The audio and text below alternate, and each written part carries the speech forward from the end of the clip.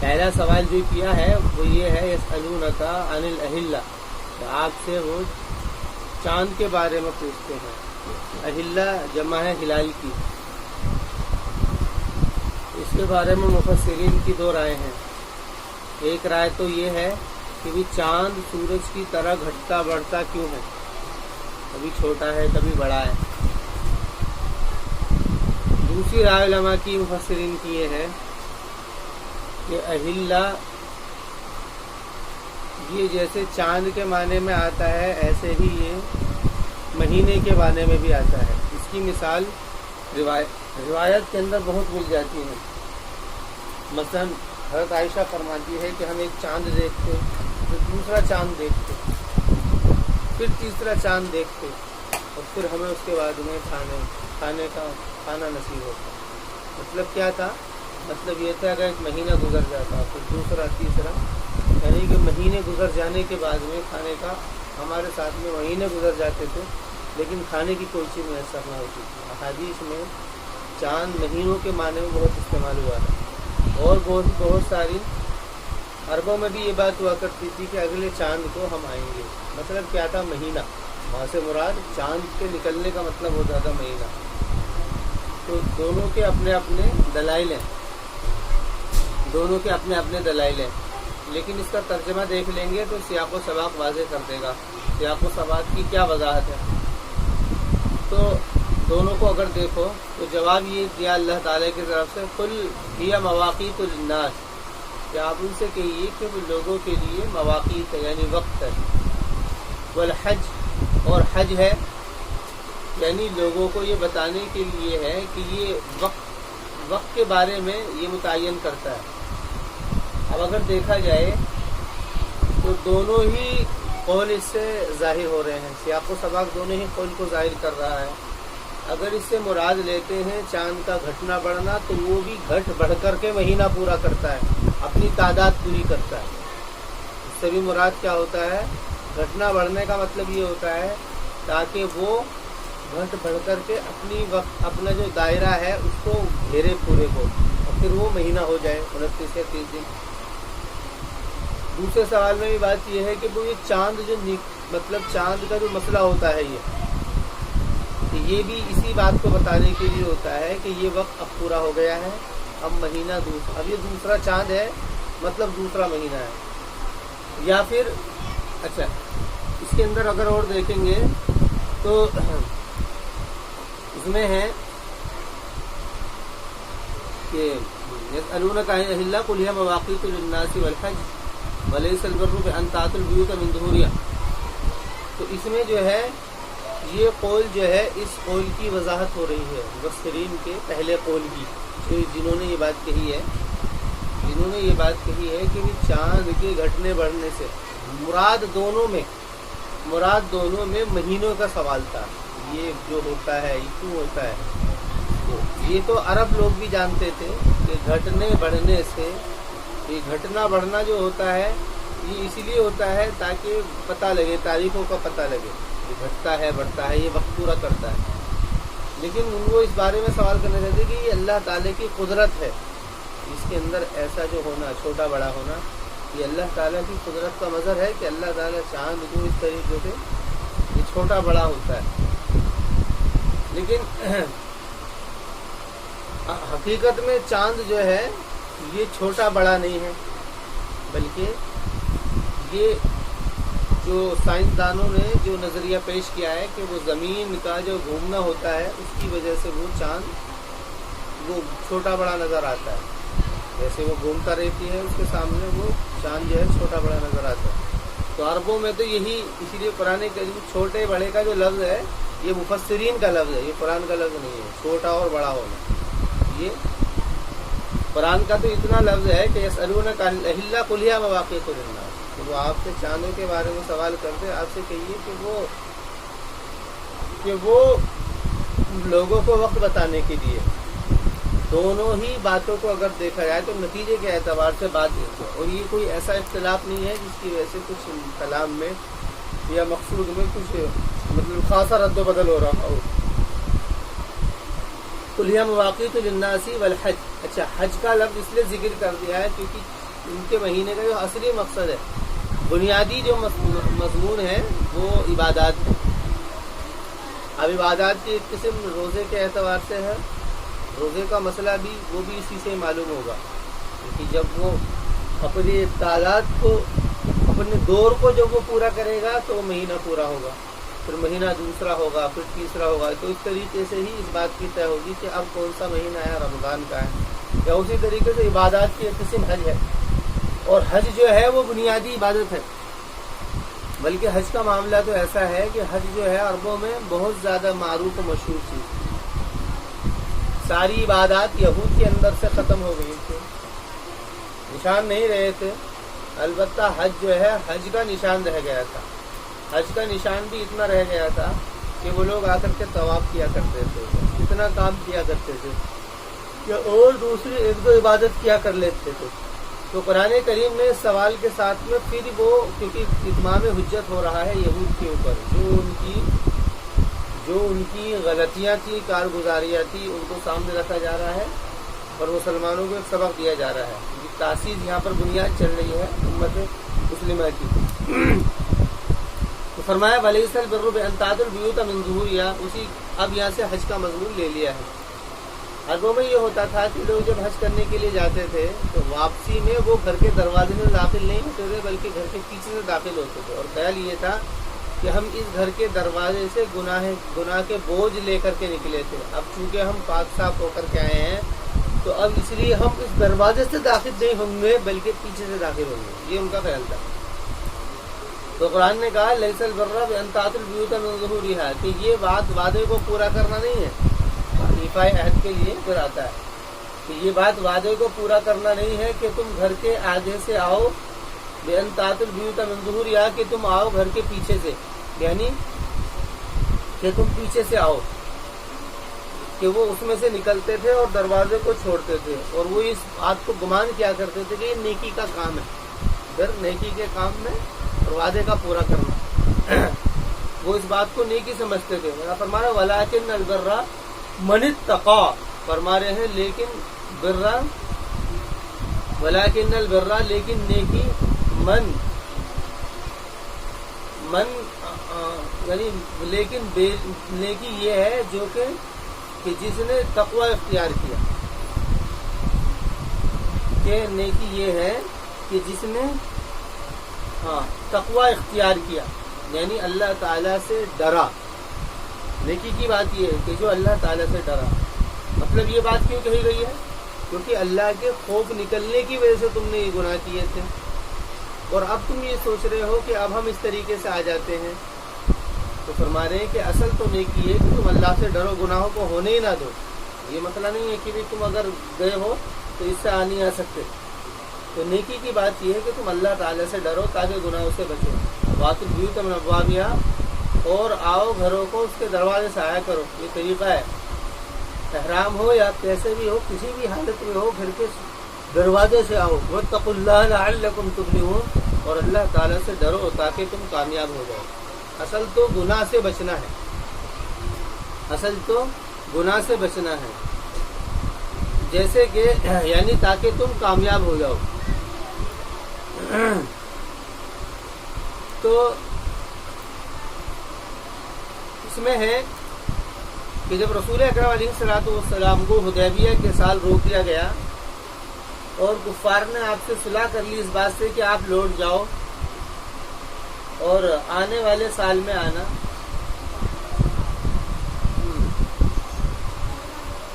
اور خالی کر لیا انہوں نے مکے کو 3 دن کے لیے، اور آپ علیہ الصلوۃ والسلام نے عمرۃ القضاء کا ارادہ کیا تھا،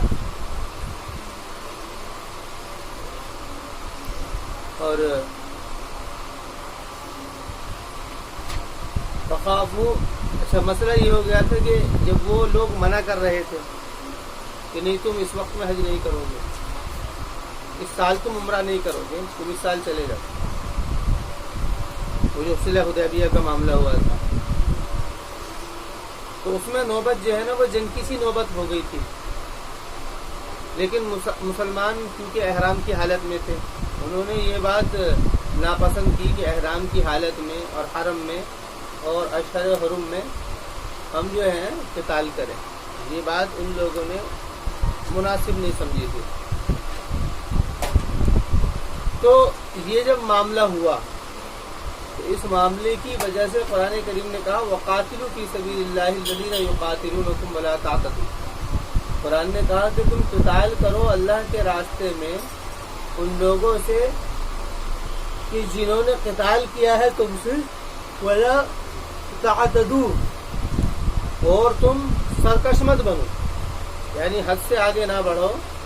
ان اللہ لا يحب المعتدین، اس لیے کہ بے شک اللہ تعالیٰ نہیں. یہاں پر حج کے ساتھ میں یہ معاملہ ساتھ میں لیا ہے قتال کا. حج کے ساتھ میں قتال کا معاملہ اس لیے لیا ہے کیونکہ قتال کی نوبت ہی اس وجہ سے آئی ہے کہ ان لوگوں نے یعنی مذہبی آزادی کو چھیننے کی کوشش کری، جس کو کہتے ہیں انگلش میں پرسیکیوشن، یعنی لوگوں کو عبادت کا اختیار چھین لینا کہ وہ لوگ اپنی عبادت کو نہ کر سکیں اور وہ اپنی عبادت کرنے میں وہ لوگ پابند ہو جائیں کسی دوسرے لوگوں کا. تو یہاں پر بھی وہی نوبت آئی. تو اس نوبت کے آنے کی وجہ سے قرآن کریم نے کہا کہ تم ان سے قتال کرو. قتال کرنے سے مراد یہ ہے کہ جو تم کو تمہاری مذہبی اختیارات دیے گئے ہیں ان کو حاصل کرو. اب چونکہ مکہ جو تھا خانہ کعبہ وہ وہی قریش کے حوالے تھا، قریش کا قبضہ اس کے اوپر تھا اور ان لوگوں نے اس کے اندر بت رکھ رکھے تھے اور ان لوگوں نے روکا تھا ان کو کہ نہیں تم ہم نہیں جا سکتے ہو. ظلم پہلے تو بھگایا تھا وہاں سے نکال دیا تھا. اب جب یہ لوگ عمرہ کرنے کے لیے جا رہے تھے ان کو روک دیا. ابھی عمرہ کرنے کے لیے جا رہے تھے.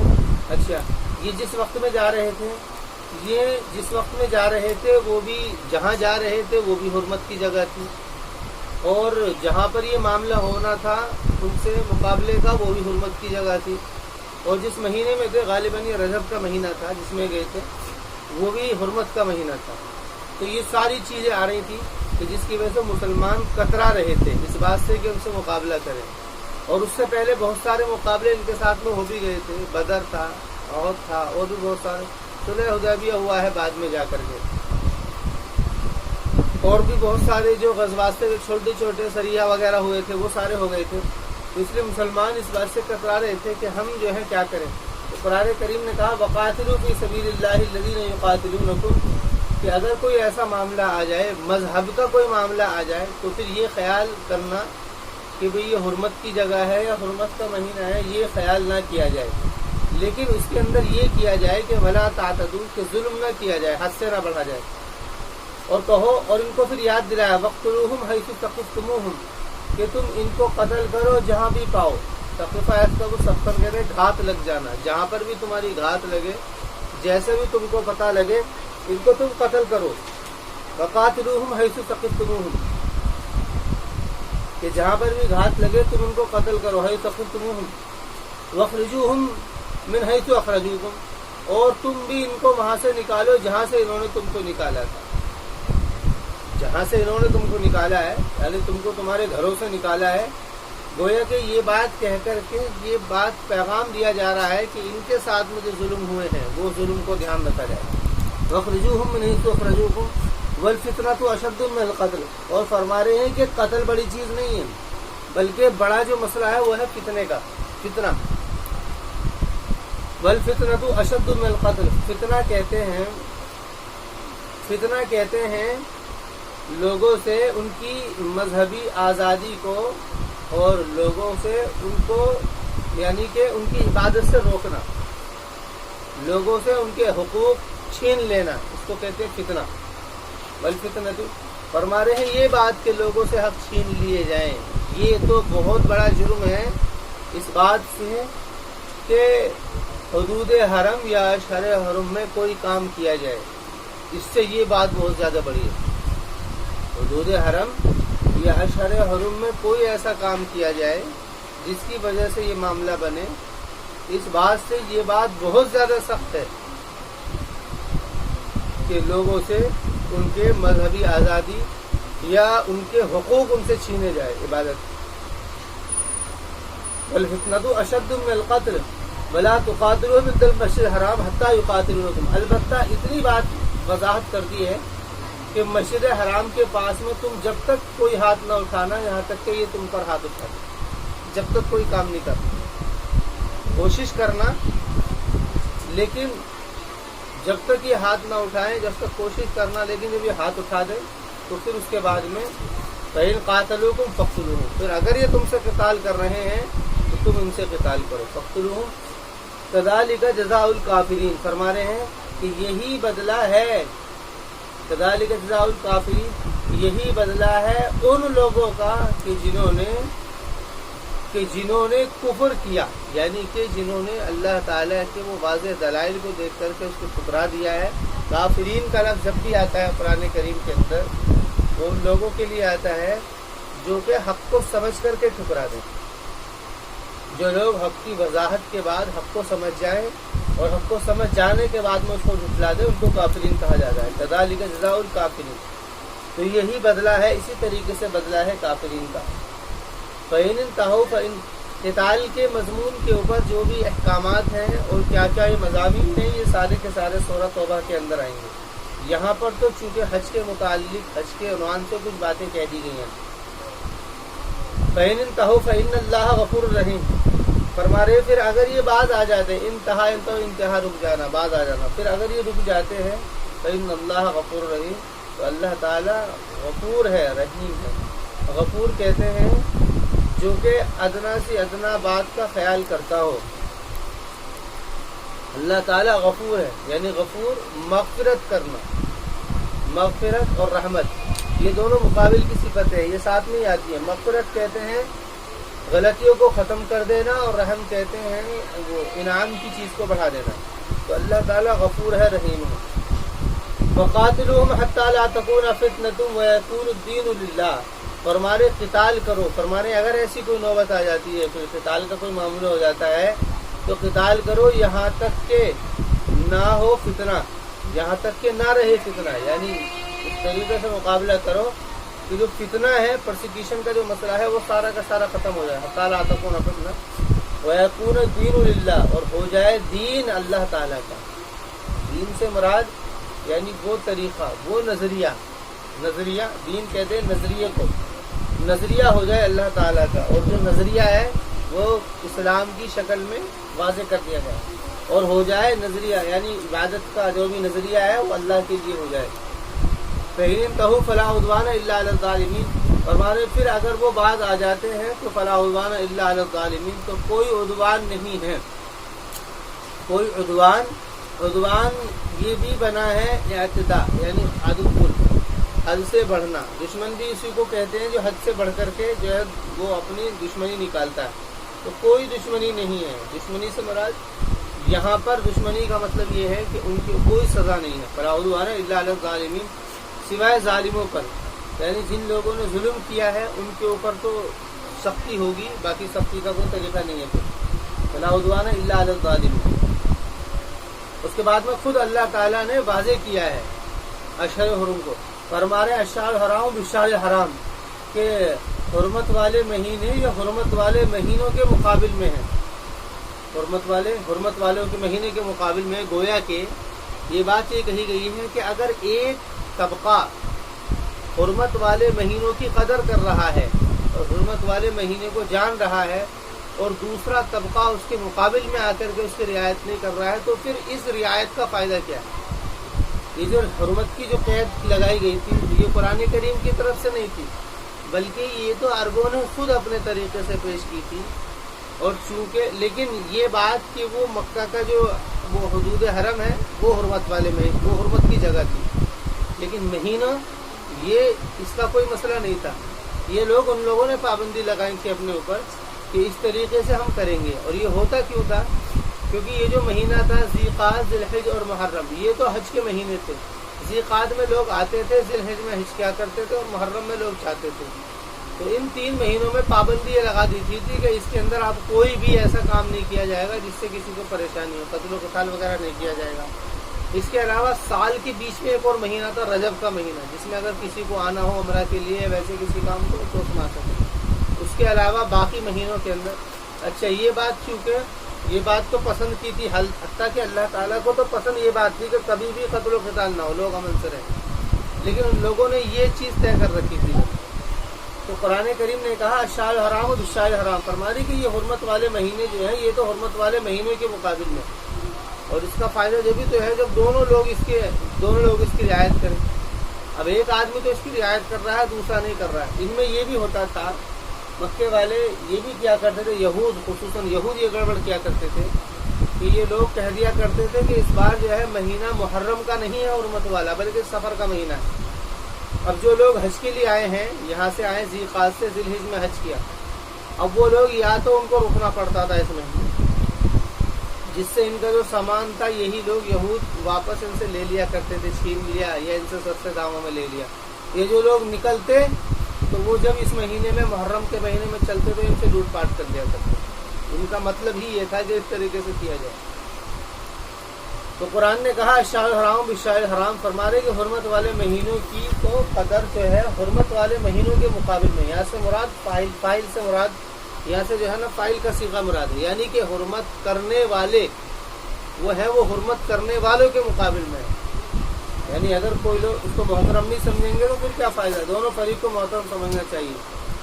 والحرمات قصاص، وہ فرماتے ہیں کہ حرمات تو جو ہیں وہ قصاص ہیں، مطلب یہ ہے کہ وہ حرمت کی چیزیں جو کہ اللہ تعالیٰ نے جن کی احترام اللہ تعالیٰ نے واجب کر دیا ہے ان کے اوپر تو قصاص ہے۔ قصاص آنے کا مطلب یہ کہ پیچھے آنا، قصاص قصہ کی جمع پیچھے آنا، یعنی ان کے پیچھے آنے کا مسئلہ ہے۔ مسئلہ یہ ہے کہ اگر دوسرے لوگ اس کی رعایت کریں گے تو لوگ اس کے پیچھے آئیں گے تو وہی جبھی تو آگے والے آگے چلیں گے۔ ایک آدمی چل رہا ہے اس راستے سے، دوسرا آگے اس راستے سے، تو گڑبڑ ہو جائے گی۔ یہ تو احترام کر رہا ہے، یہ احترام نہیں کر رہا کہ اس راستے سے آ رہا ہے۔ یہ فرمائے کہ حرمات و قصاص، یہ حرمت اس کی اگر تعظیم کر رہے ہیں تو تمہیں بھی چاہیے تم بھی اسی کے پیچھے آ کر کے اس کی تعظیم کرو۔ الحرمات و قصاص فمن اعتدى علیکم فاعتدوا علیہ بمثل ما اعتدى علیکم، لیکن فرما رہے ہیں لیکن اگر کوئی اس کی حرمت کو پامال کر رہا ہے تو جس نے تمہارے اوپر سرکشی کی فاعتدوا علیہ، تو تم بھی اس کے اوپر اعتداء کرو، سرکشی کرو، بمثل ما اعتدى علیکم، اتنی ہی جتنی کہ اس نے تمہارے اوپر سرکشی کی، اسی طریقے سے تم یہ کرو۔ واتقوا اللہ واعلموا ان اللہ مع المتقین، لیکن سوال یہ ہے کہ اللہ سے ڈرتے رہو، اللہ تعالیٰ سے ڈرتے رہو۔ وَاعْلَمُوا أَنَّ اللَّهَ مَعَ الْمُتَّقِينَ، اور جان لو اس بات کو کہ اللہ تعالیٰ متقیوں کے ساتھ میں ہے، جان لو اللہ تعالیٰ متقیوں کے ساتھ میں ہے، ڈرنے والوں کے ساتھ میں ہے۔ جو لوگ اللہ سے ڈریں گے تو اللہ تعالیٰ ان کی مدد کرے گا۔ وَأَنفِقُوا فِي سَبِيلِ اللَّهِ وَلَا تُلْقُوا بِأَيْدِيكُمْ إِلَى التَّهْلُكَةِ، اور سوال یہ ہے کہ کوئی بھی مقابلہ ہو سبیل اللہ کے اندر، کوئی بھی معاملہ ہو تو مال تو جو ہے وہ درکار ہوتا ہے، مال ضروری ہوتا ہے، اس لیے فرمایا وَأَنفِقُوا فِي سَبِيلِ اللَّهِ، اور تم خرچ کرو اللہ تعالیٰ کے راستے میں، وَلَا تُلْقُوا بِأَيْدِيكُمْ إِلَى التَّهْلُكَةِ، اور مت ڈالو اپنے ہاتھ کو ہلاکت میں۔ یہاں پر ہاتھ سے مراد جو ہے انسان کا پورا بدن، انسان کا پورا بدن لیا گیا ہے، ہاتھ بول کر کے گویا کہ اس کا نفس مراد لیا ہے۔ وَلَا تُلْقُوا بِأَيْدِيكُمْ إِلَى التَّهْلُكَةِ، اور مت ڈالو تم اپنے آپ کو، اپنے ہاتھ کو، یعنی کہ اپنے آپ کو إِلَى التَّهْلُكَةِ، ہلاکت کے طرف، گویا کہ ہاتھ جو ہے پورے بدن کی عکاسی کر رہا ہے۔ یہاں سے مطلب یہ ہے کہ تم جو ہے یعنی کہ تم خرچ کرنے سے، جہاد میں خرچ کرنے سے تم رک جاؤ، جہاد میں خرچ کرنے سے تم رک جاؤ، ایسا کام مت کرو۔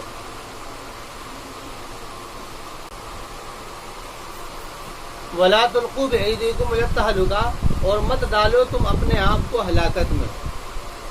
ہلاکت میں ڈالنے سے مراد یہ ہے کہ تم اس غزوے سے رکو، یا مال کے خرچ کرنے سے اللہ کے راستے میں رکو، یہ گویا کہ اپنے آپ کو ہلاکت میں ڈالنا ہے۔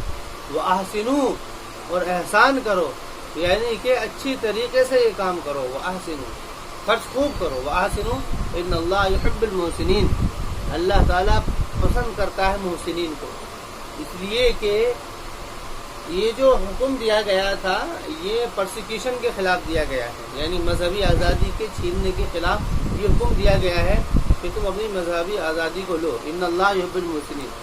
وَأَتِمُّوا الْحَجَّ وَالْعُمْرَةَ لِلَّهِ، اب چونکہ حج کے عنوان سے یہ معاملہ چل رہا تھا، فرمایا وَأَتِمُّ الْحَجَّ وَالْعُمْرَةَ لِلَّهِ، اور پورا کرو تم حج اور عمرہ کو اللہ تعالیٰ کے لیے۔ حج کے ساتھ میں عمرہ لے لیا ہے کیونکہ دونوں ہی ایک ہی جگہ کا نام ہے، ایک ہی جگہ پر یہ سارے کام ہوتے ہیں۔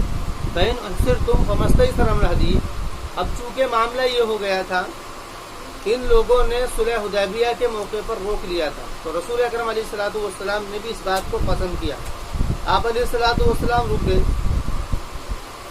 حالانکہ کوئی مسئلہ نہیں تھا، لیکن کچھ معاہدے انہوں نے کیے تھے۔ انہوں نے یہ کہا تھا دیکھو جی بات یہ ہے کہ آپ اگلے سال آنا، اس سال تو مت آؤ۔ تو آپ علیہ الصلوۃ والسلام نے اس بات کو پسند کیا کہ خواہ مخواہ آپس میں جنگیں ہوں، قتال ہوں، اور پھر اس کے نتیجے جو ہیں وہ جان و مال کے فساد سے نکلے، تو آپ نے اس کو پسند کیا اور آپ رکے۔ تو رکنے کے بعد میں اب یہ یہاں پر کچھ احکامات چل رہے ہیں۔ اب چونکہ احرام باندھ کر کے نکلے ہیں اللہ کے گھر کے لیے، اب کوئی مسئلہ آ گیا کہ رک گئے۔ یہ مسئلہ کسی بھی وجہ سے ہو سکتا ہے، یہاں پر بھی ہو سکتا ہے کہ ایک آدمی احرام باندھ کر کے نکلا ہو اور راستے میں وہ رک جائے کسی وجہ سے، تو کوئی پریشانی ہو جائے، فلائٹ کینسل ہو جائے یا کوئی معاملہ ہو جائے۔ تو اگر ایسا کوئی معاملہ ہوتا ہے تو اس میں حکم یہ ہے فَإِنْ أُحْصِرْتُمْ، پھر اگر تم محصور کر دیے گئے ہو، رک دیے گئے ہو، فَمَا اسْتَيْسَرَ مِنَ الْهَدْيِ، تو تم کو چاہیے یہ ایک نقصان ہے، اس نقصان کی بھرپائی کے لیے کوئی ہدی یعنی کوئی جانور ذبح کرنا چاہیے۔ فَمَا اسْتَيْسَرَ مِنَ الْهَدْيِ، بس جو بھی آسان ہو ہدی میں سے، یعنی وہ جانور تم قربان کرو۔ وَلَا تَحْلِقُوا رُؤُوسَكُمْ حَتَّىٰ يَبْلُغَ الْهَدْيُ مَحِلَّهُ، لیکن فرما رہے ہیں کہ اس حال میں یہ ہے کہ تم اپنے آپ کو حلق مت کراؤ یہاں تک کہ پہنچا دو ہدی کو، ہدی کہتے ہیں قربانی کا جانور، یہاں تک کہ پہنچا دو تم قربانی کے جانور کو اسی کی جگہ پر۔ اور وہ کیا ہے؟ یعنی کہ جہاں پر یہاں تک کہ تم جانور کو جہاں مطلب پہلے جانور کو اس کی جگہ پر پہنچاؤ، قربانی کی جگہ پر، وہاں قربان کرو، اور قربان کرنے کے بعد میں پھر حلق کرا دو۔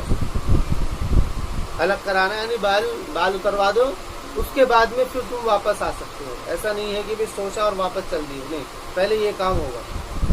یہ گویا کہ ایک اس کے اوپر یہ ایک اس سے سہو ہو گیا ہے، تو سہو ہو گیا ہے، غلطی ہو گئی ہے، تو اس کا طریقہ تو نماز میں یہ ہے کہ سجدہ سہو کیا جائے، لیکن اس کے اندر طریقہ یہ ہے کہ جانور کو قربان کیا جائے اور حلق کرایا جائے، اس کے بعد میں پھر واپس آئے گا، یہ طریقہ ہے۔ اور باقی فقہ کی کتابوں میں یہ پورا مضمون جو ہے کھل کر کے آئے گا۔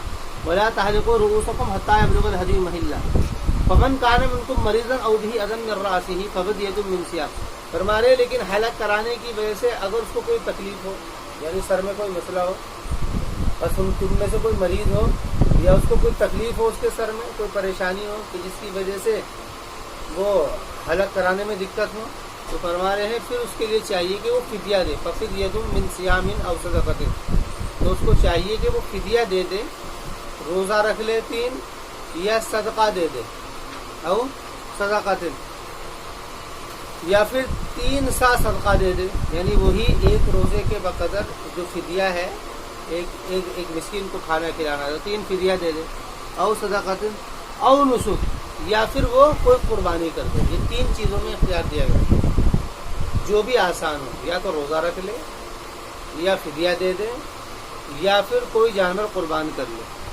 ایک تو قربان کا جانور وہ ہوگا جو ہدی ہوگا، اور ایک قربانی اس غلطی کی وجہ سے، جو یہ غلطی ہو گئی ہے واپس جانے کی، ایک اس کی وجہ سے ان تینوں کاموں میں سے ایک کام کیا جائے گا۔ فَإِذَا أَمِنْتُمْ فَمَنْ تَمَتَّعَ، پھر اگر تم معمون ہو جاؤ، مطلب معمون ہونے کا مراد یہ ہے کہ تم جانے لگو، چونکہ یہ موقع جو ہوا تھا یہ اسی وجہ سے ہوا تھا، کیونکہ مسئلہ تھا جنگ کا، اس لیے حضرات صحابہ اس بات سے رک گئے تھے، اللہ کے رسول علیہ السلام نے روک لیا تھا۔ ہمارے پھر اگر تم معمون ہو جاؤ فَمَن تَمَتَّعَ بِالْعُمْرَةِ إِلَى الْحَجِّ فَمَا اسْتَيْسَرَ مِنَ الْهَدْيِ، بس وہ شخص جو کہ تمتع کر لے عمرہ کا۔ حج کی 3 قسمیں، حج تمتع، حج قران اور حج مفرد۔ حج تمتع اس کو کہتے ہیں جس نے احرام دونوں نیتوں سے باندھا ہو، جس نے حج تمتع اس کو کہا جاتا ہے کہ جس نے حج تمتع حج قران کہا جاتا ہے جس نے دونوں نیتوں سے احرام باندھا ہو کہ میں عمرہ بھی کروں گا حج بھی کروں گا. اور حج تمتع اس حج کو کہا جاتا ہے کہ جو گیا ہو عمرہ باندھ کے لیے، اس نے عمرہ کیا ہو پھر حج کا احرام باندھ. بلکہ حکم یہ ہے کہ حج کا احرام جو ہے وہ میقات سے باندھا جائے گا، جہاں سے وہ حد ہے. میقاتیں ہیں، میقات کہتے ہیں حد کو، یعنی اس حد سے آگے جو بھی حج کے ارادے سے جا رہا ہے اس کو بغیر احرام کے نہیں جانا. لیکن ایک آدمی باہر سے آیا ہے، سفر سے بہت دور سے آیا، اب اس کے لیے واپس جانا پھر میقات سے دوبارہ حج کا احرام باندھنا اس کے لیے مشکل ہو جائے گا. تو اس کے لیے اجازت دے دی ہے باہر والوں کو، شریعت میں اجازت ہے کہ وہ میقات میں جانے کی ضرورت نہیں ہے، وہیں سے احرام باندھ لے جہاں سے وہ اس کا عمرے کا احرام کھول دے. لیکن جو لوگ وہاں کے باشندے ہیں ان کے لیے اجازت نہیں ہے. ان کے لیے اجازت تو یہ ہے، ان کے لیے حکم یہ ہے کہ اگر وہ انہی دنوں میں عمرے کے ساتھ میں حج کرنا چاہ رہے ہیں تو ان کو چاہیے کہ واپس جائے اور اپنی میقات سے دوبارہ احرام باندھ کر کے آئے. ہم تمتع بالعمرۃ، پر جس نے تمتع کر لیا عمرے کا، تمتع یعنی فائدہ اٹھا لینا، الی الحج حج کی طرف، ومستیسر من الہدی، پر جو بھی آسان ہو ہدی وہ کرے، یعنی کوئی بھی وہ قربانی دے، کوئی بھی قربانی. ومن لم یجد، اور جو شخص کے نہ پائے، یعنی اس عمل کی وجہ سے کہ اس نے حج تمتع کیا ہے. تو حج تمتع چونکہ یہ بھی ایک اپنے اعتبار سے یہ بھی ایک طریقے کا عیب ہے. عیب کیوں ہے؟ کیونکہ حج کا تو حکم یہ ہے کہ اگر تمہیں حج کا احرام باندھنا ہے تو وہیں سے ہی باندھ کر کے آؤ. ایک آدمی نے عمرہ کیا، عمرہ کرنے کے بعد میں وہ حلال ہو گیا، احرام اس نے اتار دیا، اب اس کو چاہیے کہ حج اگر کرنا ہے دوبارہ میقات سے وہاں. لیکن چونکہ اس نے حج تمتع کیا ہے تو اس لیے اس کی وجہ سے اس نے یہاں پر جو احرام باندھ رہا ہے اس سے کہہ دیا ہے کہ تم کیا ہے ایک جانور قربان کرو. فمستیسر من الہدی، فمن لم یجد، پھر اگر نہ پاؤ تم کوئی قربانی، فصیام، تو اس میں بھی کیا ہے 3 دن کے روزے رکھ لو، فی الحج حج میں رکھ لو. یعنی یہ اس میں تھوڑا سا اختیار ہے. اس میں اختیار یہ ہے کہ یعنی کہ 9 ذی الحجہ سے پہلے یعنی کہ یہ کہ 7 تاریخ سے پہلے ذی الحجہ کی 7 تاریخ سے پہلے وہ اس کو کرے، یعنی کہ وہ جو روزے رکھنے وہ رکھ لے. لیکن اس میں اختیار دے دیا گیا ہے یا تو روزے وہیں رکھ لے اگر اتنا موقع ہو کہ اس میں حج کے درمیان اور اس کے درمیان میں اتنا وقفہ ہے کہ وہ روزے رکھ سکتا ہے، یعنی مزدلفے کے دن سے پہلے وہ فارغ ہو سکتا ہے. 8 تاریخ سے حج شروع ہوتا ہے، 8 ذی الحجہ سے. تو اگر وہ اس کام کو کر سکتا ہے تو ٹھیک ہے، اور اگر نہیں کر سکتا ہے تو اس کو چاہیے کہ گھر جب آ جائے واپس تو تب روزے رکھ لے، لیکن رکھنے پڑیں گے. تو یہی ہے ثلاثۃ ایام فی الحج، اس طریقے 3 روزے تو یہاں رکھے گا. وسبعۃ اذا رجعتم، اور 7 روزے جب رکھے گا جبکہ کیا ہے تم لوٹ آؤ. یعنی 3 روزے تو یہ ہے اس سے پہلے 6 سے پہلے. لیکن اگر کوئی مسئلہ ایسا ہو گیا ہے کہ جس کی وجہ سے وہ رکھ ہی نہیں پایا، ایسے موقع پر پہنچا ہے، تو پھر اس کے لیے یہ ہے کہ وہ بعد میں اس کام کو کرے. تو فصیام ثلاثۃ ایام فی الحج وسبعۃ اذا رجعتم، اور 7 روزے جبکہ وہ لوٹ آئے، جبکہ وہ یعنی اعمال حج سے جب وہ فارغ ہو جائے. تو فرما رہے تلک عشرۃ کاملہ، کہ یہ 10 روزے ہیں، یہ 10 روزے ہیں جو رکھے جائیں گے. ذالک، لیکن اب تو عام طور سے ایسا ہوتا ہے کہ وہ قربانی کر لیتے ہیں تو وہ معاملہ ہو جاتا ہے. تلک عشرۃ کاملہ، ذالک لمن لم یکن اہلہ حاضر مسجد الحرام. فرما رہے کہ یہ حکم ان لوگوں کے لیے ہے جو کہ مسجد الحرام کا آبادی نہ ہو، شہری نہ ہو. یہ اس کے لیے ہے کہ جو کہ مسجد حرام کا شہری نہ ہو، جو مسجد حرام میں نہ رہتا ہو، یہ حکم اس کے لیے ہے. واتقوا اللہ واعلموا ان اللہ مع واتقوا اللہ واعلموا ان اللہ شدید العقاب، اور جان لو کہ تم اس بات کو کہ اللہ تعالیٰ، اور اللہ سے ڈرو اور جان لو اس بات کو کہ اللہ تعالیٰ شدید العقاب ہے. یعنی جس نے ان حکموں کی مخالفت کر لی تو اللہ تعالیٰ بدلہ لینے میں سخت ہے. الحج اشہر معلومات، فرما رہے کہ حج کے مہینے تو یہ مشہور مہینے ہیں، معلومات معلوم ہے، لوگ جانتے ہیں کہ حج کے مہینے کیا ہیں. وہ شوال ہے، ذی قعد ہے اور ذی الحج ہے.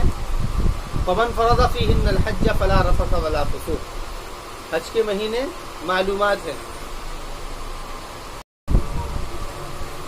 الحج اشہر معلومات، یہاں سے حج کے متعلق کچھ پیغامات ہیں کہ حج کیا چیز ہے. تو فرما رہے ہیں الحج اشہر معلومات، کہ حج جو ہے معلومات ہیں، تو شوال ہے، ذی قعدہ ہے، ذی الحج ہے. ومن فرض فیہن الحج، پر جس کے اوپر کہ جو کہ فرض کر لے ان میں حج کو، ان میں ہن سے مراد وہی مخصوص دن جو حج کے مخصوص دن ہے، جو اس کے اندر حج کو فرض کر لے، یعنی حج کی نیت کر لے اور حج کے لیے چلے، تو فرما رہے ہیں اس کے لیے حکم یہ ہے فلا رفث ولا فسوق ولا جدال فی الحج. یہاں پر 3 لفظ استعمال ہوئے ہیں، رفث، فسوق اور جدال. رفث کہتے ہیں شہوانی باتوں کو یا شہوانی عمل کو، یہ پہلے آیا تھا. فسوق کہتے ہیں اطاعت سے نکل جانا، یعنی نافرمانی کرنا. اور جدال کہتے ہیں لڑائی جھگڑے کو، جھگڑا. اگر تم دیکھو گے یہی 3 چیزیں ہیں جو کہ فتنہ اور فساد کا ذریعہ بنتی ہیں. یا تو شہوانی باتیں، کسی کی طرف کو نظر اٹھا کر کے دیکھنا یا کسی سے چھیڑ چھاڑ کرنا، یا تو یہ وجہ بنتی ہے قتل و قتال کی. یا پھر اطاعت سے نکل جانا، اطاعت سے نکل جائے کہ آدمی اطاعت سے نکل جائے.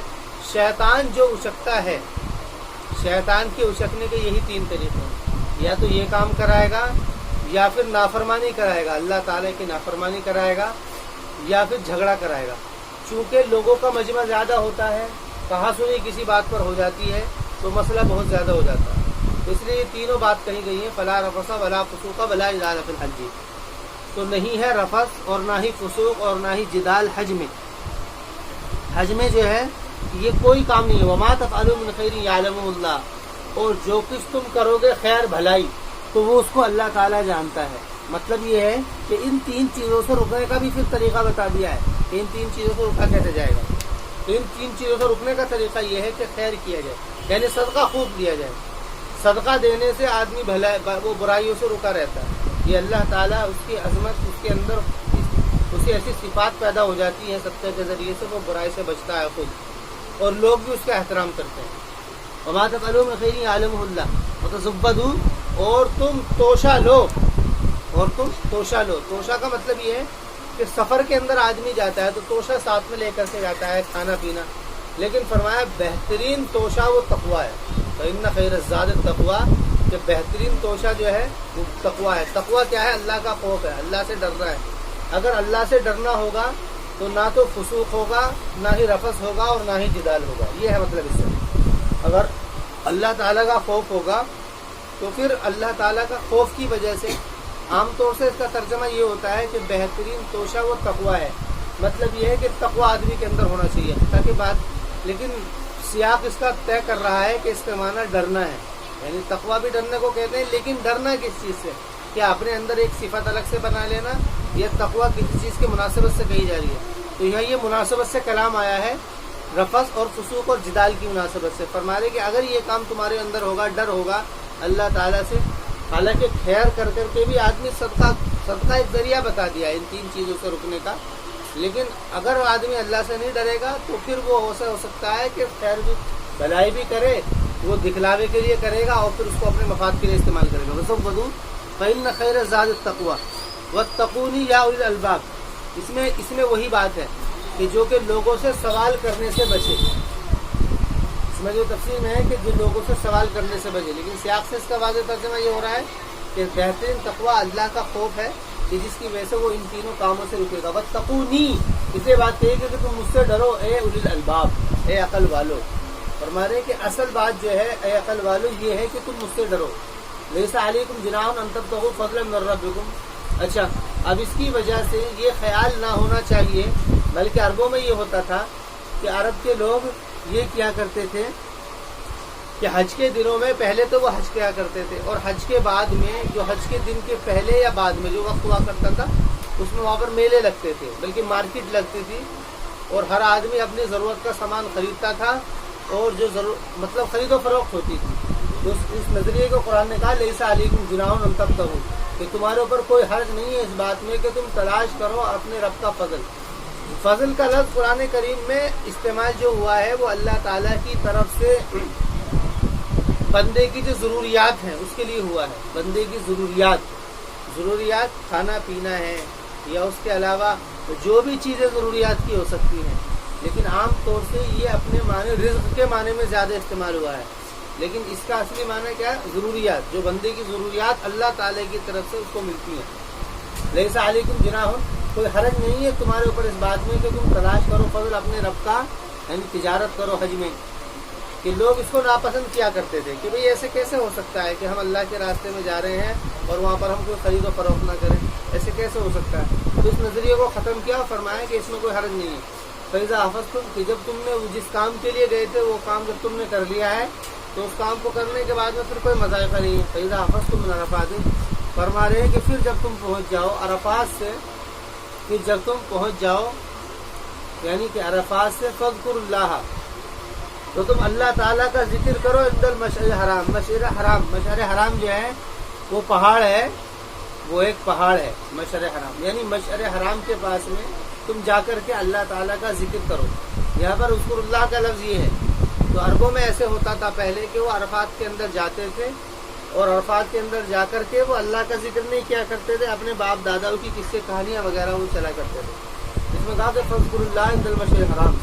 تو اب حکم یہ ہے کہ عصر کے بعد سے لے کر کے عشاء تک کم از کم وہاں پر عرفے کے اندر رہنے کا حکم ہے اور وہاں پر کھڑے ہو کر کے دعا کی جائے۔ یہ زیادہ یہ وہاں پر فضیلت کی چیز ہے کہ وہاں پر کھڑا ہو کر کے وہ مکے کی طرف کو رک کر کے کھڑے ہو کر کے ہاتھ اٹھا کر کے دعا کی جائے۔ اس سے مراد وہی ہے فاذکروا اللہ عند المشعر الحرام واذکروہ کما ہداکم، اور تم یاد کرو جیسا کہ اللہ تعالیٰ نے تم کو ہدایت دی ہے، کہ تم کو بتا دیا ہے، کیونکہ یہ بات تو بالکل پتہ ہی نہیں لگی تھی کہ کیا عمل ہے، کہاں پر کیا کرنا ہے۔ تو فرما رہے تم اللہ کا ذکر کرو جیسے کہ اس نے تم کو ہدایت دی ہے۔ وَإِن كُنتُم مِّن قَبْلِ مِنَ الضَّالِّينَ، اور کہ تھے تم اس سے پہلے لَمِنَ الضَّالِّينَ، ضالین میں سے، یعنی کہ تم گمراہ تھے، تمہیں پتہ ہی نہیں تھا یہ کب کیا عمل کرنا ہے۔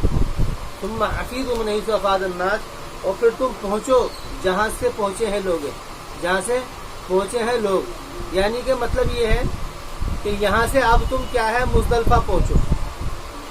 یہاں سے مطلب کیا ہے مزدلفہ پہنچو۔ عرب لوگ کیا کرتے تھے کہ یہاں سے وہ مزدلفہ نہیں جایا کرتے تھے، یہاں سے لوگ وہ مزدلفہ نہیں جایا کرتے تھے بلکہ وہ یہیں آ کر کے ٹھہر جایا کرتے تھے۔ تو ان سے کہا تم معافی من حیث أفاض الناس، کہ پھر تم وہاں سے پہنچو جہاں سے لوگ پہنچتے ہیں۔ واستغفر اللہ، اور تم اللہ تعالیٰ کا استغفار کرو، ان اللہ غفور الرحیم، استغفار کرو اللہ سے معافی مانگو، ان اللہ غفور الرحیم، کہ اللہ تعالیٰ معاف کرنے والا رحم کرنے والا ہے۔ فإذا قضيتم مناسککم، پھر جب تم پورا کر لو اپنے مناسک، مناسک منسک کی جمع ہے، اس سے مراد وہی حج کے ارکان۔ پھر جب تم پورا کر لو اپنے منسک کو، یعنی کہ جتنے بھی حج کے ارکان ہیں وہ کر لو، تو اس کے بعد میں تم کو چاہیے تو فاذکروا اللہ، کہ پھر تم اللہ کا ذکر کرو، کذکرکم آباءکم، جیسے کہ تم اپنے باپ داداؤں کا ذکر کرتے ہو۔ عرب میں یہ ہوتا تھا کہ وہ جو اپنے گمان کے مطابق جو انہوں نے حج کے ارکان طے کر رکھے تھے، اور حج کے ارکان کو وہ پورا کرنے کے بعد میں وہ وہاں پر بیٹھ جاتے اور بیٹھ کر کے اپنے باپ داداؤں کو یاد کرتے، ان کا نام لیتے اور بہت سارے کام وہ کرتے تھے۔ فاذکروا اللہ کو کہا فاذکروا اللہ کذکرکم آباءکم، کہ تم اللہ کا ذکر کرو جیسے کہ تم اپنے باپ داداؤں کا ذکر کرتے ہو۔ او اشد ذکرا، بلکہ تمہیں یہ چاہیے کہ تم تو اور زیادہ سختی کے ساتھ میں ذکر کرو، او اشد ذکرا، کہ تم اور سختی کے ساتھ میں ذکر کرو، او اشد ذکرا۔ او فمن الناس من یقول ربنا آتنا فی الدنیا، تو فرما رہے ہیں کہ بعض لوگ تو ایسے ہیں کہ جو اللہ تعالیٰ کو اس طریقے سے، اب چونکہ مضمون دعا کا چل گیا تو دعا کے آداب بھی قرآن کریم نے واضح کر دیے۔ تو بعض تو وہ لوگ ہیں جو کہ دعا کرتے ہیں ربنا آتنا فی الدنیا وما لہ فی الآخرۃ، جو دنیا ہی کے مانگتے ہیں۔ بعض وہ لوگ ہیں جو سوال دنیا کا ہی کرتے ہیں کہ اللہ ہم کو دنیا ملے، ربنا آتنا فی الدنیا وما لہ فی الآخرۃ من خلاق، تو فرمایا ہوا کہ ان کے لیے آخرت میں کوئی حصہ نہیں، کہ جو صرف دنیا کا ہی سوال کرتے ہیں۔ فمنہم من یقول ربنا آتنا فی الدنیا حسنہ، اور بعض ان میں سے وہ لوگ ہیں جو یہ کہتے ہیں ربنا آتنا فی الدنیا حسنہ، کہ ہمارے رب ہم کو دنیا میں بھلائی دے اور آخرت میں ہی بھلائی دے، وقنا عذاب النار، اور ہم کو عذاب قبر سے بچا۔ تو فرمانے کہ دعا یہ مانگنی چاہیے، دنیا میں آدمی کی ضرورت ہے اس کو بھی مانگے، لیکن اصل جو مسئلہ ہے اس کا آخرت کا ہے کہ اس کو نہ بھولے۔ کہ فمن الناس من یقول ربنا آتنا فی الدنیا وما لہ فی الآخرۃ من خلاق ومنہم من یقول ربنا آتنا فی الدنیا حسنہ وفی الآخرۃ حسنۃ وقنا عذاب النار، یعنی اس خیال کو بھی پیدا کیا گیا ہے کہ دعا کے یہ آداب ہیں کہ دعا میں جب بھی مانگا جائے تو دنیا کو بھی مانگا جائے اور آخرت کو بھی مانگا جائے. ایسا نہیں ہے کہ آخرت کو مانگا جائے پھر دنیا میں کیا کرے گا, یا دنیا کو مانگے آخرت میں پھر کیا کرے گا. فرما رہے ہیں دونوں ہی چیزیں جو ہیں وہ مانگی جائیں گی. وقنا عذاب النار, یعنی ہم کو کہ اس سے داخل ہونے سے بچا, کہ وہ دارین کی خیر کو مشرکین جو ہے ناپسند کیا کرتے تھے کہ دارین کیسے ہم مانگ سکتے ہیں. تو اس خیال کا رد کیا گیا اور یہ کہا کہ نہیں, دونوں جگہ کو مانگو. اولئک لہم, اس لیے ہم کہا کہ وہی لوگ ہیں جن کے لیے حصہ ہے, نصیب کہتے ہیں حصہ کو, کہ جن کے لیے حصہ ہے یعنی کہ ریزرو ہے. اس کو کرو ترجمہ کہ اس کے لیے ریزرو ہو گئی یہ چیز. اولئک لہم نصیب مما کسبوا, اس چیز کی وجہ سے جو انہوں نے کمایا. لیکن یہاں پر کسب کا لفظ اس لیے کہہ دیا ہے, خالی دعا کا مسئلہ نہیں ہے کہ دعا تو اصل میں اپنی عبادات کو قبول کرانے کا ذریعہ ہے. دعا اصل میں واسطہ ہے عبادات کی قبیل سے مانگنے کا. اس لیے یہاں پر شرط لگا دی ہے اولئک لہم نصیب مما کسبوا, کہ انہی کے لیے بدلہ ہے اس چیز کا جو انہوں نے کمایا. ایک آدمی کا عمل کچھ نہ ہو اور خالی وہ دعا کرے تو یہ معاملہ بنے گا نہیں, بلکہ دعا جو ہے وہ عبادت کے ذرائع سے مانگنے کا ہے. اس لیے روایت کے اندر آتا ہے الدعاء مخ العبادہ, کہ دعا عبادت کا مغز ہے. دعا جو ہے عبادت کا مغز ہے.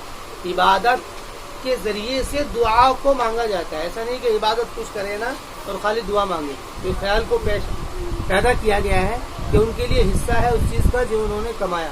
واللہ سریع الحساب, اور اللہ تعالیٰ جلدی حساب والا ہے. واللہ سریع الحساب, کہ اللہ تعالیٰ جلدی حساب والا ہے. سریع کے معنی جلدی, حساب یعنی حساب کا جلدی لینے والا ہے. وَاذْكُرُوا اللَّهَ فِي أَيَّامٍ مَعْدُودَاتٍ, اور تم اللہ تعالیٰ کا ذکر کرو ایام معدودات میں. ایام معدودات سے مراد وہی حج کے دن, حج اشہر معلومات جو ہے, کہ ان دنوں میں تم اللہ تعالیٰ کا ذکر کرو. وَاذْكُرُوا اللَّهَ فِي أَيَّامٍ مَعْدُودَاتٍ, اور یہاں سے مراد مفسرین کے نزدیک ایام تشریق بھی ہے. ایام تشریق بھی ہے. وَاذْكُرُوا اللَّهَ فِي أَيَّامٍ مَعْدُودَاتٍ فَمَن تَعَجَّلَ فِي يَوْمَيْنِ فَلَا إِثْمَ عَلَيْهِ, پس جس نے جلدی کری 2 دن میں, فلا اسم علی, تو اس کے اوپر بھی کوئی گناہ نہیں ہے. ومن تاخر فلا اسم علی, اور جس نے مؤخر کر دیا ہے اس کے اوپر بھی کوئی گناہ نہیں ہے. یعنی کہ جو جلدی آ گیا ہے وہاں سے لوٹ کر کے, تو فلا اسم علی کوئی گناہ نہیں ہے. لمن اتقا, یہ اس کے لیے ہے کہ یہ اس کے لیے جو کہ اللہ سے ڈرتا ہو. لیکن اگر اس کا ارادہ کچھ اپنی اور رسم کا ہے, اس لیے میں اصل میں حج کا جو ارکان ہے اس میں ایک ایسی رسم ہے عبادت کی, وہ ہے کہ آدمی کہیں چل رہا ہے, پھر رہا ہے, یہ انسانی جو حالتیں ہیں اس سے متعلق ہے. یہ انسان چلتا ہے, پھرتا ہے, کہیں رکتا ہے, ٹھہرتا ہے. تو اس لیے اس بات میں قدم قدم پر یہ بات تقوی کو کہہ کر کے ڈرایا گیا ہے کہ ایسے نہ ہو کہ تم ان عبادت کی رسم کو اپنی رسم بنا لو اور اپنے طریقے سے کرنے لگو. فرمانے کہ اگر کوئی آ جائے جلدی تو اس پر بھی کوئی گناہ نہیں ہے. ومن تاخر فلا اسم علیہ, لیکن شرط یہ ہے لمن اتقا, کہ وہ اللہ سے ڈرتا ہو, اس کا ارادہ حج کا ہو. واتقوا اللہ واعلموا انکم الیہ تحشرون, اور تم ڈرو اللہ تعالیٰ سے اور جان لو اس بات کو کہ واتقوا اللہ واعلموا, اور جان لو اس بات کو کہ بے شک تم اسی کی طرف جمع کیے جاؤ گے. یعنی اس بات کو تم جان لو کہ تمہارا انجام آخر جو ہوگا وہ وہیں پر ہوگا. واتقوا اللہ واعلموا انکم الیہ تحشرون. ومن الناس من یعجبک قولہ فی الحیاۃ الدنیا ویشہد اللہ علی ما فی قلبہ, اور فرما رہے کہ بعض لوگ وہ بھی ہیں کہ جن کا قول تمہیں اچھا لگے گا دنیاوی زندگی میں. یعنی کہ تم میں سے بعض لوگ وہ بھی تمہیں ملیں گے کہ جن کی بات تمہیں بڑی پیاری لگیں گی. ویشہد اللہ علی ما فی قلبہ, اور اللہ تعالیٰ گواہی دیتا ہے علی ما, اس چیز پر جو کہ ان کے دل میں ہے. ان کے دل میں ہے مطلب کیا ہے, ان کے دل میں جو ہے نفاق ہے, ان کے دل میں نفاق ہے. وہو علد الخصام, اور حال یہ ہے کہ وہ جھگڑا کرنے والے ہیں. وہو علد الخصام, اور وہ جھگڑا کرنے والے ہیں. یعنی کہ ان کا ارادہ تو یہ ہے کہ جھگڑا کیا جائے, ان کا ارادہ جھگڑا کرنے کا ہے. وہ علد الخصام, علد الخصام, علد کہتے ہیں پڑ جانے کو, اور خصام خصم کی جمع, اس کے معنی جھگڑا, سخت. علد کے معنی سخت کیا آتے ہیں, سخت جھگڑا بھی. وہو علد الخصام, پڑ جانا سختی کے ساتھ. علد کے معنی پڑ جانا سختی سے, اور وہ سخت, اور وہ اس کا ترجمہ کرو وہ بہت سخت, یعنی کہ سخت جھگڑا لو. وہ علد الخصام. یہ اس کے بارے میں فرما رہے ہیں کہ اخرج بن شریح ایک شخص تھا یہ رسول اکرم علیہ الصلوۃ والسلام سے بات کرتا تھا، بڑی پیاری بات کرتا تھا اور قسم کھاتا تھا کہ وہ مومن ہے، اور وہ آپ کی مجلس میں بیٹھتا تھا اور وہ سارے کام کیا کرتا تھا. تو اس نے یہ کام بھی کیا تھا کہ اس نے مسلمانوں کو اس نے تکلیف دی ہے، اس نے مسلمانوں کو بڑی تکلیف دی ہے، اس طور پر کہ اس نے مسلمانوں کی کھیتیوں کو اور اونٹ کو جانوروں کو اس سے بڑی تکلیف، بڑی کیا ہے، ان کو تکلیف پہنچائی ہے. تو اللہ تعالیٰ فرما رہا ہے کہ بعض لوگ ایسے بھی ہیں کہ جو کہ بات ایسی کرتے ہیں، وَإِذَا تَوَلَّىٰ سَعَىٰ فِي الْأَرْضِ، اور ان کی حالت یہ ہے کہ جب وہ پھرتے ہیں آپ سے سعىٰ فِي الْأَرْضِ، زمین میں بھاگتے ہیں، لِيُفْسِدَ فِيهَا، بھاگنے سے مراد یہ ہے کہ وہ جلدی جلدی کوشش کرتے ہیں کہ کیسے فساد پھیلا دیں، لِيُفْسِدَ فِيهَا، تاکہ وہ فساد پھیلائیں. وَيُهْلِكَ الْحَرْثَ وَالنَّسْلَ، دیکھو فساد کی تفسیر خود قرآن نے کر دی کہ فساد کس کو کہتے ہیں. فساد ہوتا ہے وہ حرث و نسل کی تباہی سے. حرث و نسل، حرث سے مراد وہ جو ذرائع ہیں کمائی کے، کاروبار کو ختم کر کے، اور نسل یعنی کہ انسانیت کو ختم کر کے. یا تو کاروبار کو ختم کیا جائے کہ جس سے لوگ جو ہے بھوکے مرنے لگے، یا پھر لوگوں کو ڈائریکٹ ایسے ختم کر دیا جائے، اس کو فساد کہتے ہیں. وہی الحرث والنسل، اور وہ یعنی فساد پھیلائے زمین میں کس طور پر، واو تفسیریہ ہے، یعنی ہلاک کر کے کھیتیوں کو اور نسل کو. واللہ لا یحب الفساد، اور اللہ تعالیٰ پسند نہیں کرتا ہے فساد کو. اور فرما رہے ہیں کہ یہ لوگ ایسے ہیں وَإِذَا قِيلَ لَهُ اتَّقِ اللَّهَ، کہ جب ان سے کہا جاتا ہے کہ تم اللہ سے ڈرو، أَخَذَتُ الْعِزَّةُ بِالْإِثْمِ، تو پکڑ لیتی ہے ان کو عزت کے معنی میں ہی استعمال ہوا ہے. عزت یہ ذلت کے خلاف صفت ہے، ذلت رسوائی اور عزت جو ہے بڑھوتری، اس کو پکڑ لیتی ہے عزت گناہوں کی. یہاں پہ عزت سے مراد عزت کو متعلق کر دیا اسم سے، یعنی یہ جو حق میں کمی کر رہے ہیں یہ گویا کہ اس کو عزت سمجھ رہے ہیں ان کے خیال کے مطابق. مطلب جب ان سے کہا جاتا ہے کہ بھئی تم اس کام کو کرو، اللہ پر ایمان لاؤ، تو یہ اپنی اسی استکبار میں، تکبر میں کہتے ہیں کہ بھئی ہم ان کے چھوٹے لوگوں کے ساتھ میں کیسے رہیں گے. یعنی گویا کہ جو یہ ان کی جو یہ کمینگی ہے، جس کو یہ عزت سمجھ رہے ہیں، وہ ان کو پکڑ لیتی ہے. اس لیے بالاسم کی قید لگا دی، تو پکڑ لیتی ہے ان کو عزت، گناہ کی عزت. فَحَسْبُهُ جہنم، اسم کے معنی حق میں کمی کرنا، فَحَسْبُهُ جہنم. تو اللہ فرماتا ہے تو ان کو فَحَسْبُهُ جہنم، تو ان کو کافی ہے جہنم. وَلَبِئْسَ الْمِہَادُ، اور کیا ہی برا مہاد. مہاد مہد کی جمع ہے، اس کے معنی آتے ہیں گود، اور کیا ہی بری گود ہے وہ. وَمِنَ النَّاسِ مَن يَشْرِي نَفْسَهُ ابْتِغَاءَ، اور لوگوں میں سے بعض وہ ہیں جو کہ بیچ دیتے ہیں اپنے آپ کو، یا خرید لیتے ہیں اپنے آپ کے بدلے میں، ابتغاء مرضات اللہ، تلاش کرتے ہوئے اللہ کی خوشی کو. اللہ رؤوف بالعباد، یعنی بعض لوگ تو ایسے ہیں اور بعض لوگ ایسے بھی ہیں جو کہ اللہ کی خوشنودی کے لیے اپنے آپ کو بیچ دیتے ہیں. اللہ رؤوف بالعباد، اور اللہ تعالیٰ رؤوف کہتے ہیں اس صفت کو جو کہ کسی کے تمام حالات کے اوپر نظر رکھے، تمام حالات کے اوپر نظر رکھے کہ کب اس کو پریشانی ہو سکتی ہے. اللہ رؤوف بالعباد، اور اللہ تعالیٰ رؤوف ہے عباد کے اوپر، رحم کرنے والا ہے بندوں کے اوپر، یعنی اس طور پر کہ اس نے ان کو ہدایت دی ہے. اور یہ اچھا، اس آیت کے بارے میں بھی یہ قول ہے کہ یہ جو ہے اس کا شان نزول یہ ہے کہ عبداللہ بن سلام اور ان کے ساتھیوں کے بارے میں یہ نازل ہوئی ہے. اب چونکہ یہود کے اوپر بات چل رہی تھی، اور ہمارے یہود میں سے کچھ تو لوگ ایسے ہیں جو یہ دعا کرتے ہیں، کیونکہ یہود نے ہی یہ سارا معاملہ کیا تھا، انہوں نے ہی سارے حج کے ارکان کو بالکل ایک دم سے مس کر دیا تھا. تو فرمانے کہ ان میں سے بعض ایسے ہیں جو کہ دعا کرتے تو ہیں، بعض تو ایسے ہیں جو کہ اپنے باپ داداؤں کا ذکر کرتے ہیں، بعض دعا کرتے ہیں لیکن دعا میں یہ کہہ دیتے ہیں وہ کہ جی سب دنیا میں دے دے. اور بعض ان میں ایسے بھی ہیں کہ جو کہ بات ایسی پیاری کرتے ہیں تو آپ ان سے بچو.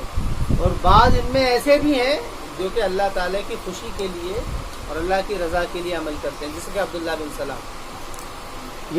کیونکہ ان کا ایک عمل ذکر کیا گیا تھا پیچھے کہ انہوں نے حج کے ارکان کو سارے کے سارے کو بدل دیا تھا، تو اس لیے ان کے اوپر تقریر چل رہی تھی کہ ان میں کیسے کیسے لوگ ہیں.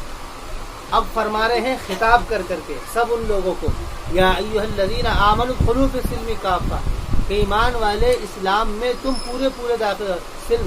سلم کہتے ہیں سلامتی کو، سلم سلامت، امانت سلامت یعنی کہ امن، کہ تم داخل ہو جاؤ اسلام میں، یعنی کیونکہ اسلام میں ہی آدمی آ کر کے امن پا سکتا ہے. کافہ پورے پورے، یہ حکم اس لیے دیا گیا ہے کیونکہ یہود کیا کرتے تھے، اپنے آپ کو مسلمان بھی کہتے تھے اور حج کے بہت سارے ارکان انہوں نے ختم کر رکھے تھے. اس لیے کہا گیا ہے کہ اسلام میں تم پورے داخل ہو جاؤ. ولا تتبعوا خطوات الشیطان، اور تم شیطان کی خطوات کی بھی اتباع نہ کرو. خطوات کہتے ہیں نقش کی. نقش جیسے کہ کوئی چلا جاتا ہے، جیسے کہ سانپ نکل گیا. اب سانپ تو نکل گیا، اب آدمی اس کو تلاش کرنے کے لیے کیسے جائے گا؟ اس کے نقش کو دیکھے گا. تو فرما رہے ہیں کہ اس کی ایک تو یہ ہے اس کے بالکل پیچھے چلنا، ایک یہ اس کے تو پیچھے نہ چلا جائے بلکہ اس کے نقش کے پیچھے چلا جائے. اب اس میں اندیشہ یہ ہو سکتا ہے کہ نقش اسی سانپ کے ہو یا دوسرے کو ہو، یا ایسے ہی آدمی کے اسی کے قدم ہے یا دوسرے کے قدم ہے. فرما رہے ہیں اس سے اتنا بچو کہ تم اس کے پیچھے تو جاؤ نہ جاؤ یہ تو بات الگ دور کی ہے، تم ان کے نقش کو دیکھ کر کے بھی مت چلو. یہ ہے مطلب ولا تتبعوا خطوات الشیطان، یعنی بلاغت ہے، یعنی کہ بچنے کے لیے. ولا تتبعوا خطوات الشیطان انہ لکم عدو مبین، کہ بے شک فرما رہے ہیں کہ انہوں نے شیطان کے نقش قدم کی اتباع کی تھی، تو اس لیے انہوں نے اپنی عبادات کے طریقوں کو ہی بدل دیا تھا. کیونکہ شیطان تمہارا کیا ہے؟ عدو مبین ہے، واضح دشمن ہے. فَإِن زَلَلْتُم مِّن بَعْدِ مَا جَاءَتْكُمُ الْبَيِّنَاتُ، فرما رہے ہیں پھر اگر تم زلل کہتے ہیں پھسل جانا، اگر تم پھسل گئے اس کے بعد میں کہ تمہارے پاس میں واضح دلائل آ گئے، تو جان لو کہ بے شک اللہ تعالیٰ عزیز الحکیم، زبردست ہے، حکمت والا ہے. عزیز کہتے ہیں ایسا زبردست جس کو کوئی نہ ہرا سکے. عزیز کہتے ہیں ایسے کھلاڑی کو جس کو کوئی نہ ہرا سکے. عزیز کے معنی کہ اللہ تعالیٰ عزیز ہے.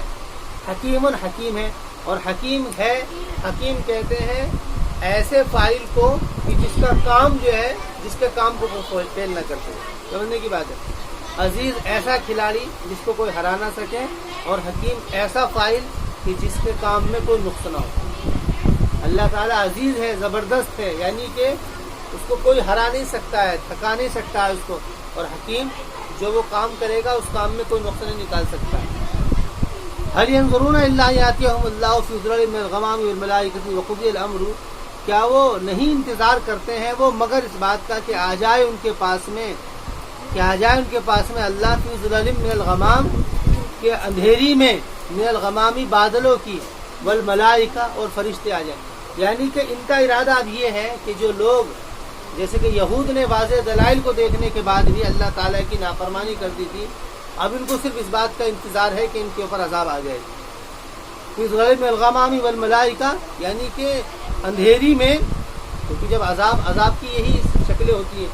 پہلے جو عذاب کی شکلیں ہوئی ہیں یہ زیادہ ہوئی ہیں کہ آسمان پر اندھیری چھائی، بادل آئے اور پتھر کی بارش ہو گئی یا آگ کی بارش ہو گئی. تو اس لیے اس کو کہہ کر کے وہ عذاب کی طرف کنایا ہے. اور فرشتے، کیونکہ فرشتوں کے ذریعے سے ہی اللہ تعالیٰ کی طرف سے فیصلے ہوتے ہیں. وقضی الامر، اور معاملے طے کر دیے جائیں، فیصلے کر دیے جائیں. وإلی اللہ ترجع الامور، اور اللہ کی طرف لوٹا دیے جائیں گے معاملے. وإلی اللہ ترجع الامور.